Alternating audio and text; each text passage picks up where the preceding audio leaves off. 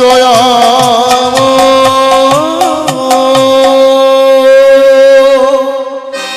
ভক্তমণ্ডলী, ভক্তিমতী মায়েরা, এখন যদি আপনি সন্ধ্যাবেলায় সন্ধ্যা প্রদীপ জ্বালিয়ে তুলসীর তলায় প্রদীপ দেন, আর হঠাৎ যদি কেউ পিছন দিক থেকে আচমকা পড়ে ওঠে, সঙ্গে সঙ্গে আপনি কি করবেন?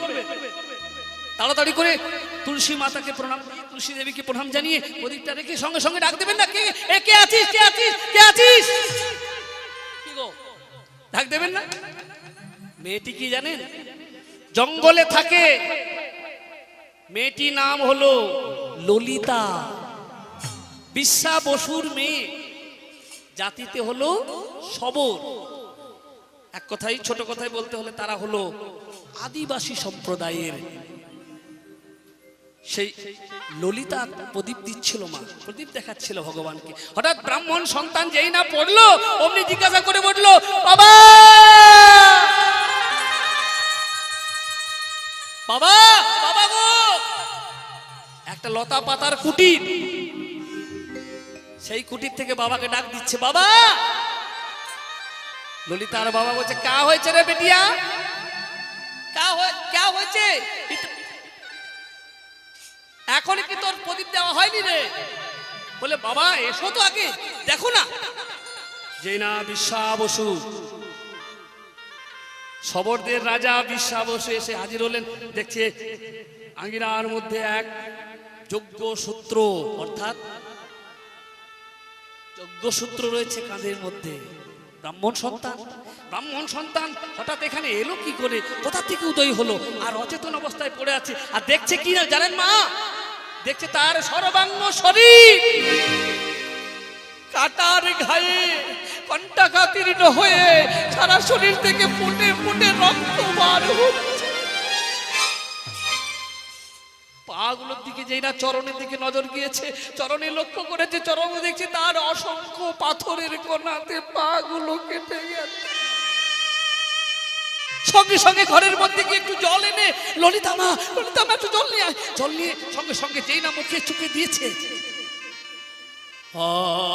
অজ্ঞান অবস্থা থেকে, অচেতন থেকে চৈতন্য লাভ করলো ব্রাহ্মণ। কে কে আপনারা? আমি এখন কোথায় গো?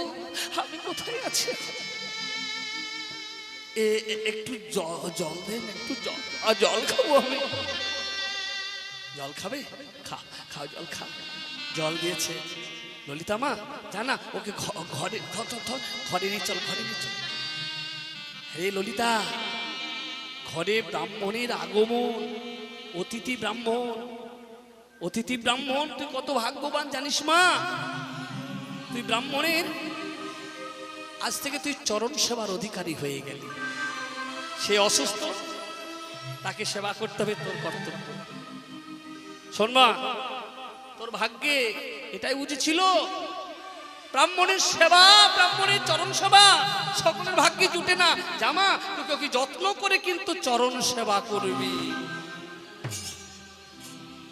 এইবার দেখুন মায়েরা, ওই ললিতা বলে মেয়েটি সেই সেবা করে, আর এমন সেবা করে তার কোমল হস্তের পদসেবায় ব্রাহ্মণ সন্তান ঘুমিয়ে পড়ে। প্রত্যেক দিন সেবা করতে করতে করতে করতে হঠাৎ তাকে সেবা শুশ্রূষা করতে করতে তাকে ভালো করে দিল মা।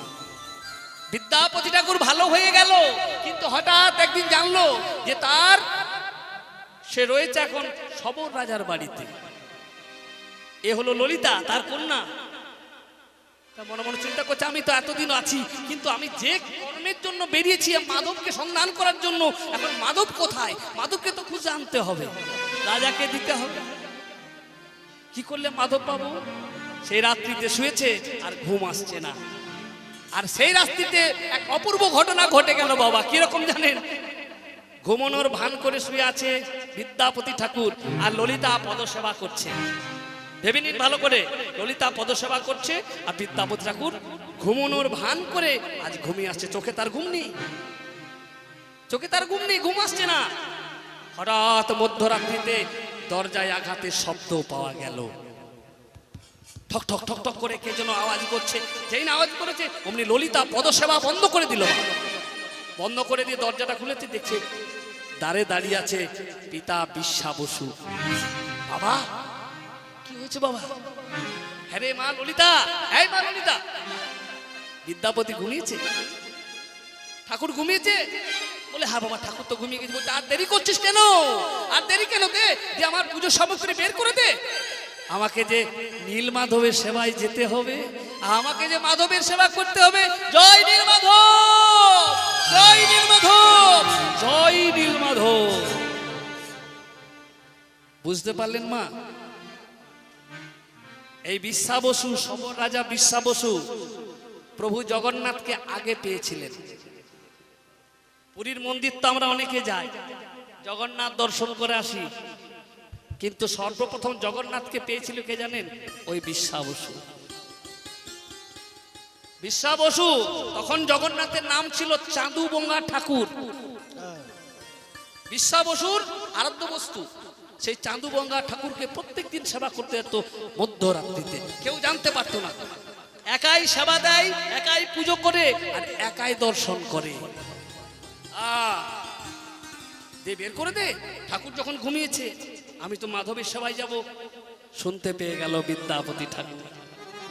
তাহলে কি যে মাধবের সন্ধানে আমি এসেছিলাম সেই মাধবের গোপন সেবায়িত, গোপন পুজোরি, এই গোপন পুজোরি হলো এই বিশ্বা বসু। হায় মাধব, তোমার একই লীলা, তোমার একই লীলা দয়াময়।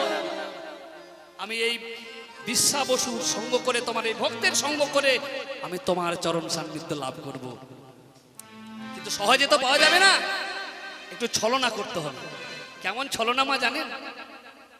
ললিতার পদসেবাতে বিদ্যাপতি ঠাকুর ভালো হয়েছিল। এখন বিদ্যাপতি ঘরে তার এক স্ত্রী রয়েছে, যার নাম হলো বিদ্যাপতির আরেক স্ত্রী রয়েছে, দুটো স্ত্রী। এই যে ললিতাকে বিবাহ জালে, মানে কৌশল করে বিবাহ করবে। কারণ বিবাহ যদি না করা যায়, মনে মনে চিন্তা করছে আমি ললিতাকে বিয়ে করব, আর বিয়ে করে স্ত্রীর মর্যাদা দেব, আর মর্যাদা দিলে আমি তাদের সম্পর্কে জামাতা হয়ে যাব, বিশ্বা বসুর জামাই হয়ে যাব। আর জামাই যদি হয়ে যায়, বাবা জীবন জামাইয়ের সম্মানে আলাদা শ্বশুর মশাইয়ের কাছে। জামাই হয়ে যদি শ্বশুর মশাইকে বলি, শ্বশুর মশাই আপনি যে ঠাকুরের পুজো করেন সেই ঠাকুরকে আমাকে দেখাতে হবে, জামাইয়ের কথা কাটবে? জামাই বাবা জীবন বলে কথা, তাহলে আমি নিশ্চয়ই সন্ধান পাবো। তাই মনে মনে চিন্তা করলো যে ললিতাকে বিয়ে করতে হবে। ও ললিতা, ললিতা গো, ও ললিতা, তুমি আমাকে মৃত্যুর মুখ থেকে বাঁচিয়ে গেলে। শোনো ললিতা, যাও তোমার বাবাকে বলো আমি তোমাকে বিবাহ করতে আছি। চারিদিকে ঢোল মাদলে দোলে বেজে উঠলো। শুভ দিনে শুভক্ষণে ললিতা আর বিদ্যাপতি ঠাকুরের আজ শুভ বিবাহ। কেমন এবার উলধ্বনি?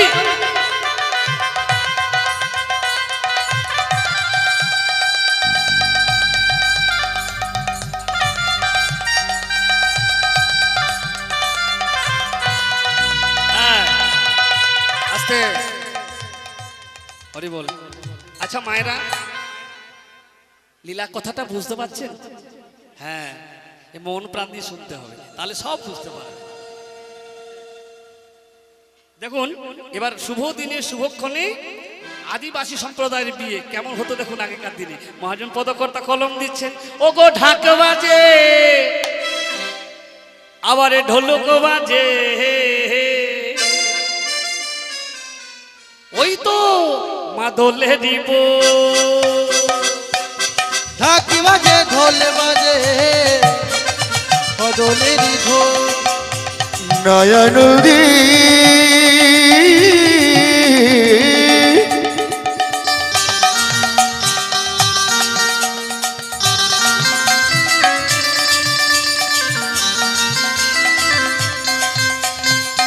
মাদলের ঢোল।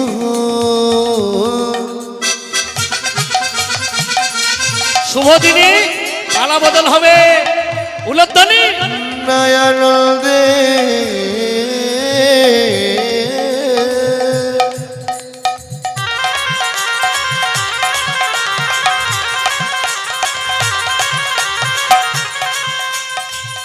চারিদিকে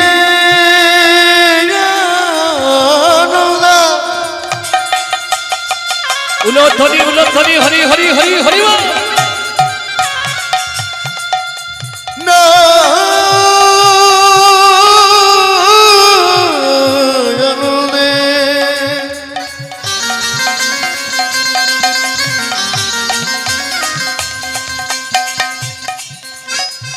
ওই মাদুনি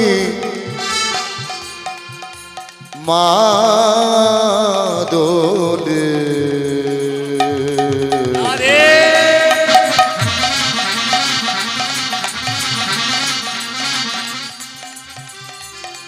দেখ দেখ ওই ললিতার বিয়েতে গো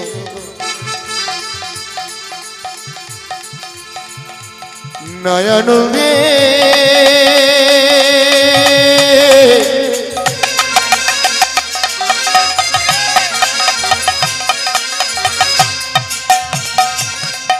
সীমার ওগো তোরা দেখে যাগো ওগো তোরা দেখে যা ওগো তোরা দেখে যাগো ওগো তোরা দেখে যা ঢাক বাজে ঢোলক বাজে আমার সানয়ের আরে আগেকার দিনে বিয়েতে এরকম চল ছিল তাদের, ঢাক বাজে ঢোলক বাজে মাদলেরই বল, আবার এই ললিতার বিয়েতে হে আনন্দেরই রোল। ললিতার বিয়েতে আনন্দে বিভোর ওগো ললিতার বিয়েতে আনন্দের ললিতার বিয়েতে আনন্দে বিভোর ললিতার বিয়েতে আনন্দের ললিতার বিয়েতে আনন্দে বিভোর। কেমন আনন্দের রোল দেখুন, সবাই মিলে ধুলোয় ঘোরাঘুরি যাচ্ছে, কেউ এত আনন্দ, ললিতার সাথে ব্রাহ্মণ সন্তানের বিয়ে হয়েছে, কত ভাগ্য গো ললিতার আমাদের। হ্যাঁ বলে হরি বলো হরি বল, হরি বল হরি বল বলো হরি বল, হরি বলে হরি বল উঠিল আনন্দের রোল, হরি বলো হরি বল, উঠিল আনন্দের দল হরি বল হরি বল উঠিল আনন্দের রোল, হরি বলো হরি বল। উঠিল আনন্দ রোল হরি বলে হরি বল। ললিতার বিয়েতে হে আনন্দেরই রোল, আমার ললিতার বিয়েতে আনন্দের ললিতার বিয়েতে আনন্দেরই আমার রোল। ললিতার বিয়েতে আনন্দে বিভোর। ভক্তমণ্ডলী ভক্তিমতী মাহেরা, বিয়ে তো হয়ে গেল, উদ্দেশ্যটা কি মা? জামাতা হয়ে গেল, এখন শুভ দিন, শুভ রাত্রি। আয়ে ললিতা, তোমাকে আমি স্ত্রীর মর্যাদা দিয়ে দিয়েছি, তুমি আমাকে মৃত্যুর মুখ থেকে বাঁচিয়েছো গো। তোমাকে আমি সারা তীর্থ পরিভ্রমণ করাবো। হ্যাঁ, স্ত্রীর মর্যাদা দিচ্ছে, বলছে স্বামী গো তুমি আমার সব, বলো আর আমি কি চাই? বলে শোনো শোনো শোনো শোনো, হ্যাঁ গো ললিতা তুমি আমায় একটা কথা দেবে? বলো কি কথা, কি চাই? বলো স্বামী আমাকে কি বলতে হবে, কি করতে হবে? অন্য কিছু নয়, একটা কথা, কি না তোমার বাবা মধ্যরাত্রিতে যে নীলমাধবের সেবা করতে যায়, লোকের অলক্ষ্যে, কেউ জানে না, কেউ জানে না, সে কথা কেউ জানে না। শোনো ললিতা, সেই সেই নীলমাধবের দর্শন আমায় করাতে হবে। ললিতার মাথায় যেন বজ্রাঘাত এসে পড়লো মা, কারণ সে ভালো করে জানে যে তার বাবা বিশ্বা বসু এতদিন পুজো করছে, আজ পর্যন্ত আমাকে দর্শন করায়নি। তার মেয়ে আমি, আর তুমি তার জামাই, তোমাকে দর্শন করাবে? এ হতে পারে না, দরকার হলে মেরে ফেলবে, তবু দর্শন করাবে না। স্বামী গো তুমি এটা কি চেয়ে বসলে, এ তুমি কি চাইলে গো? শোনো স্বামী, এ তোমায় দর্শন করাবে না। বলে শোনো, এর ব্যবস্থা তোমায় করতেই হবে। বাবার কাছে বলল, বাবা এই সব ব্যাপার, আমার স্বামী নীল মাধবের দর্শন চাই, তা না হলে আমার স্বামী বলছে আত্মহত্যা করবে, আর আমি বিধবা হয়ে যাব। তুমি কি সেটা চাও? তোমার মেয়ের কল্যাণ, তোমার মেয়ের মঙ্গল, তোমার মেয়ের মুখের হাসিতে এইটুকু তুমি করতে পারবে না? তোমার মেয়েটা সুখের জন্য যা, যা বাবা যা। ললিতা তোকে আমি কথা দিলাম যে মাধবকে কেউ দেখতে পাইনি, কিন্তু আজ পাবে। তোর স্বামীকে আমি দর্শন করাবো, তোর মঙ্গলের জন্য, তোর সুখের জন্য। কিন্তু ওই স্বামীকে বলে দিস যে রাস্তা ধরে নিয়ে যাব, সেই রাস্তা দেখাবো না, চোখ থাকবে তার কালো কাপড়ে বাঁধা, চোখ থাকবে কালো কাপড়ে বাঁধা, আর আমার হাতে থাকবে কমণ্ডলের জল, সেই জলের ছলাক ছলাক শব্দ থাকবে। ও ভক্তিমূর্তি মায়েরা, এইদিকে একটু মনটা দেবেন, এইদিকে এইদিকে, হরি বল। আপনাদের জন্য এত ব্যবস্থা, কি গো? হ্যাঁ, এই যদি ভক্তি ভরে নাচ শ্রবণ করেন, কি গো? হ্যাঁ, খিদে পেয়েছে? সবাই ব্যবস্থা তো করেছেন, সবাই আমরা প্রসাদ পাবো, ব্যবস্থা করেছেন, কিন্তু একটুখানি লীলাটা মিলনে হয়ে যাক, আর বেশিক্ষণ সময় নেই। তা কেমন হলো দেখুন, যাচ্ছে নীল মাধবের সন্ধানে, চোখগুলি তার বেঁধে দিয়েছে জামাইয়ের। বাবা জীবন, তোমার চোখ থাকবে বাঁধা, হ্যাঁ, আর রাস্তায় আমি তোমাকে হাত ধরে নিয়ে যাব না, তুমি আমার কুমণ্ডলের জলের ছলাক ছলাক শব্দ অনুসরণ করে যেতে। কঠিন পরীক্ষা, এক তো দুর্গম পথ। কোথায় আছে জানেন নীলমাধব? নীলমাধব রয়েছে নীলগিরি পর্বতে। হরি হরি হরি। জানে না তো জামাই, জানে না যে কি করে নীলগিরি পর্বতে আছে, রাত্রের অন্ধকার যাব কেমন করে, ভগবান যদি সহায় হয় তাহলে সব হবে। হরি হরি হরি। গেল কৃষ্ণ নামকে স্মরণ করে করে করে করে উদ্দেশ্যে বেরোলো মা। ললিতা দেখছে সমূহ বিপদ, আমার পিতা ধরে নিয়ে যাবে না, তাহলে এখন স্বামীর মঙ্গলের জন্য কি করতে হয়। এই দেখুন একটা শিক্ষার বিষয় আছে এখানে, কিরকম জানেন?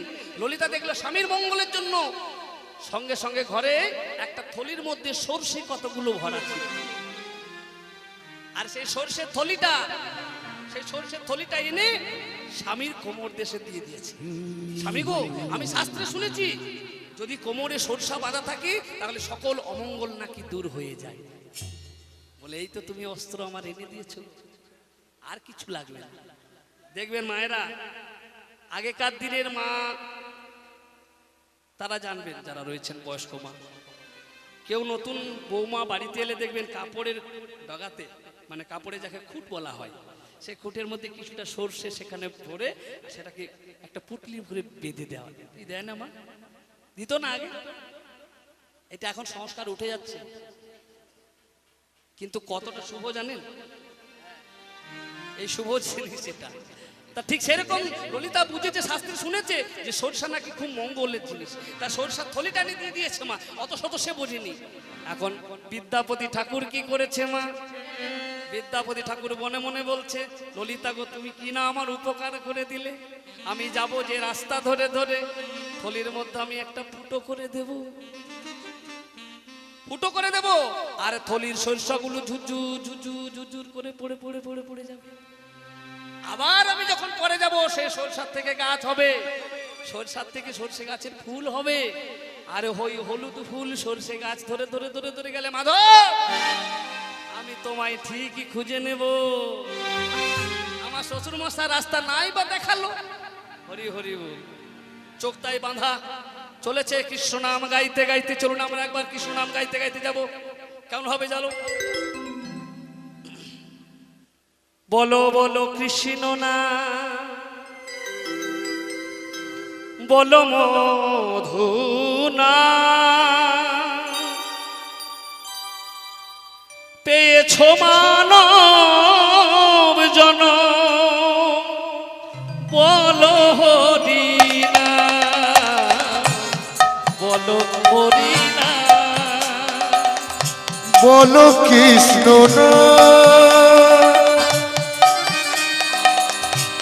বলো অমিনা, পেয়েছ মানব জন, বলো অমিনা, বলো কৃষ্ণ। আস্তে কি হয়ে যাচ্ছে মা? আমরা যাব, চলুন।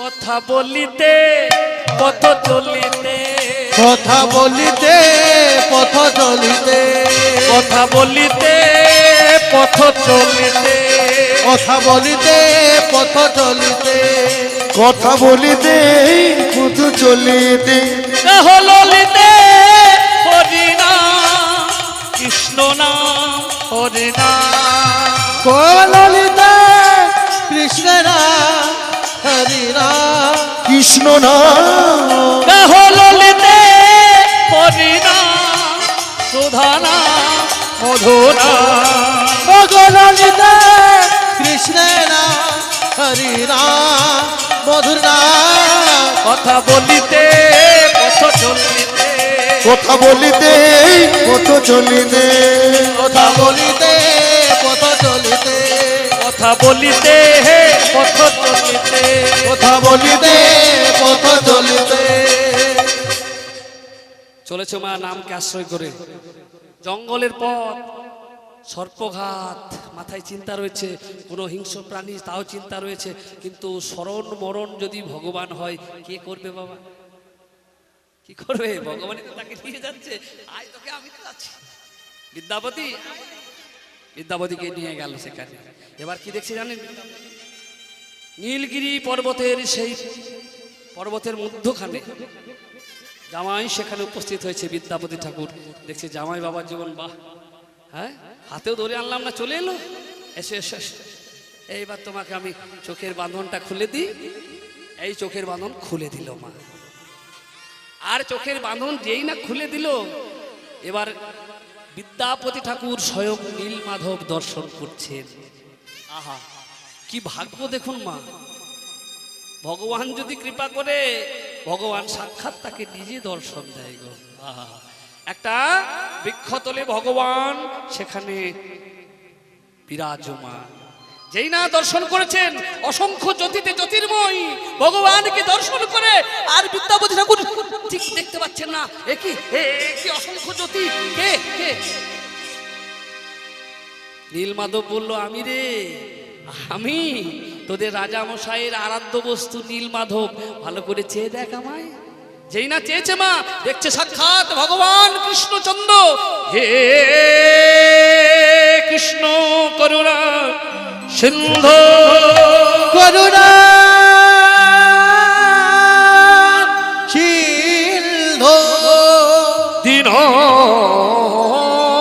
বন্ধু জগৎপতে, জগৎপতে, গোপেশ গোপিকা কান্ত, গোপিকা কান্ত, রাধা কান্ত নমস্তুতে, রাধা কান্ত নমস্তুতে।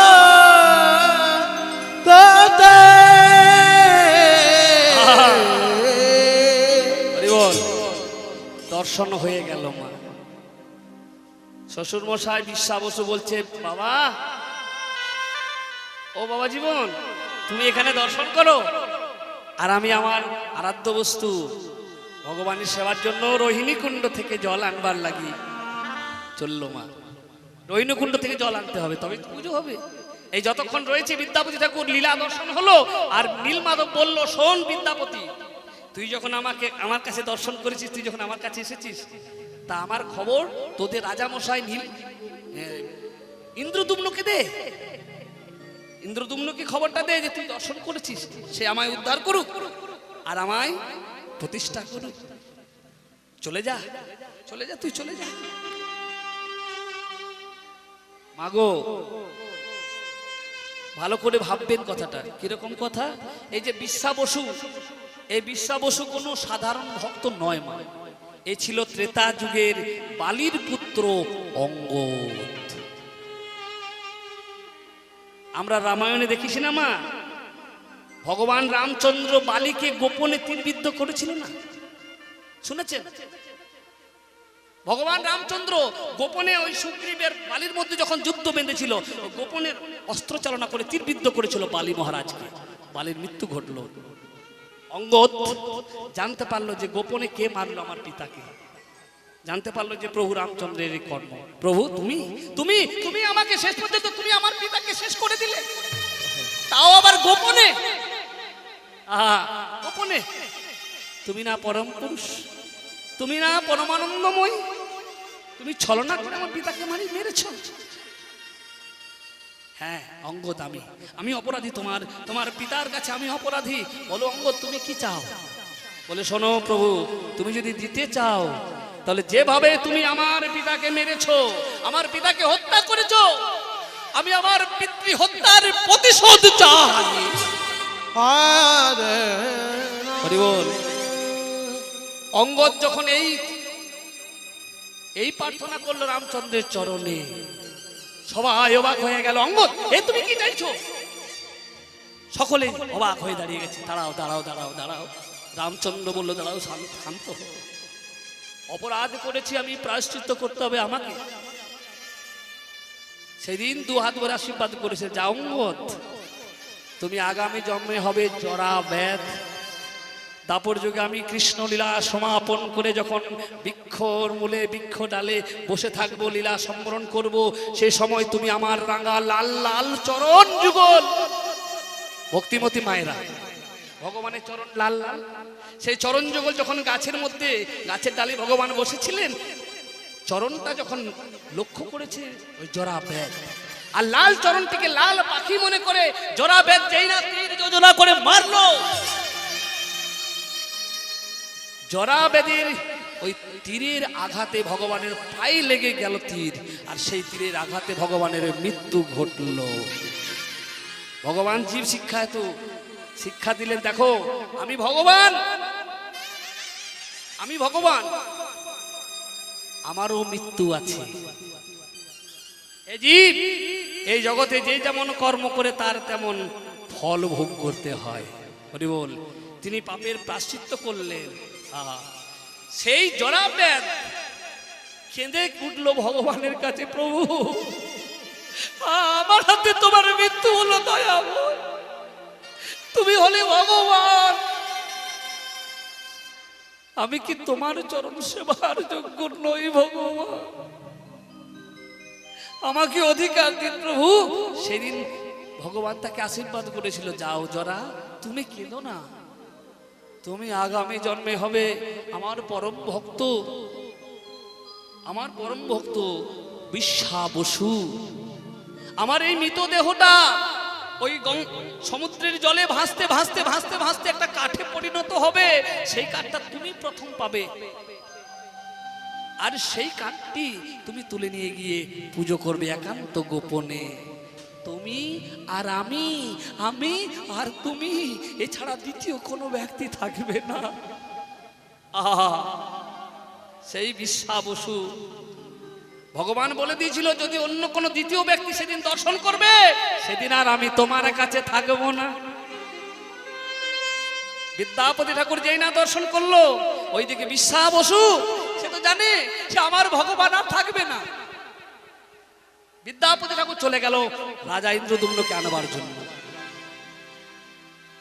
ইন্দ্রদুম্নকে আনতে চলে গেছেন। মহারাজ মহারাজ মহারাজ, অনেক দিন পেরিয়ে গেল, ওই পথ জঙ্গলের মধ্য দিয়ে চলতে চলতে রাজ্যে ফিরে এসে বলছে, মহারাজ আপনার নীল মাধবের আমি সন্ধান পেয়েছি, চলুন।